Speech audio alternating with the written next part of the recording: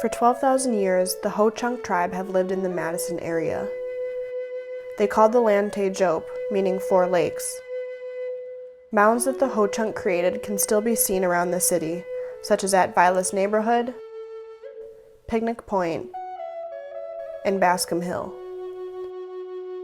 Lake Mendota was even clean enough to provide them fish and wild rice.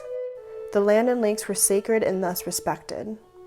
Area lakes like Monona and Mendota aren't in such perfect shape as the Yahara River watershed deals with phosphorus pollution problems. Marshall Beach was busy today, filled with kids playing in the water. It's the same spot one woman took her dog to on Sunday before it died. She died within probably 5 or 10 minutes of that time. She just died in my arms. Madison Water Utility first detected PFAS chemicals in our wells in 2017. New test results have the DNR concerned after higher levels of 2 known carcinogens turn up in the soil. Emerging science is calling into question the size of a problem that began nearly 30 years ago, when a potentially carcinogenic chemical got into the ground. And those new theories have heightened concerns of both residents and the state about what's in the soil. Nowadays, this type of news isn't unusual in Madison.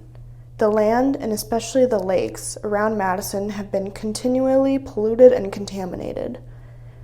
The area that was once sacred to the Ho-Chunk has seemingly gone unprotected by the people of Madison.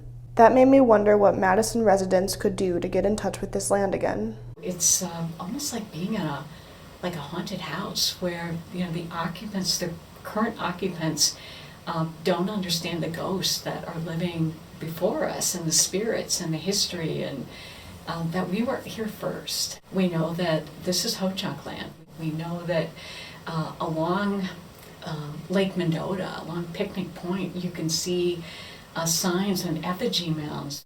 It's peeling back all these different layers and looking at all the people that occupy this land and recognizing our shared history.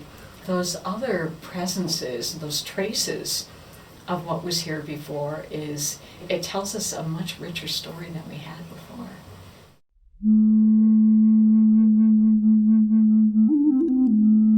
Once you see Lake Mendota next to an effigy mound, it brings you back in your imagination. You can see what it was like 1,500 years ago or 15,000 years ago, or how beautiful and amazing it must have been without the traffic and without the bike, path that goes through, or University Hospital. I mean, what was this land? What stories can this land tell us? And so, if you sit down and look at the lake and think, it's amazing the sense of peace that will get you, knowing that 15,000 years people have been doing exactly the same thing. So it's a way of grounding us, I guess, to understand, to break through the layers and recognize that there's more than one way to use this land.